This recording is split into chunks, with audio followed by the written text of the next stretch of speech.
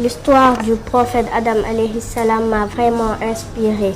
Allah subhanahu wa ta'ala a créé l'homme, les anges, les animaux, la terre, ainsi que nous tous. Qui t'a créé, toi?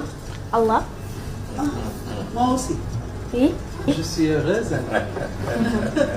Allah a donné à Adam alayhi salam une vaste connaissance de ces choses. Allah a enseigné à Adam alayhi salam les noms de tous les prophètes, de tous les animaux du paradis. Le lion, le mouton, le chameau, l'éléphant, le chien, le paon et bien d'autres encore. Puis Allah subhanahu wa ta'ala a demandé à tous les anges, y compris Iblis, de se prosterner devant Adam alayhi salam en signe de respect, un par un. Tous les anges se sont prosternés devant le prophète, sauf Iblis. Iblis a dit qu'il était meilleur et supérieur au prophète et qu'il était fait de feu. Il ne comprenait pas la volonté d'Allah et refusait d'obéir aux ordres d'Allah.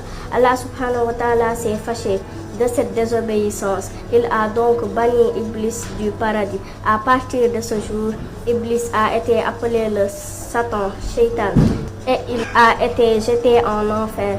Il était désormais un paria. Il a juré de se venger en trompant les humains dans la voie d'Allah.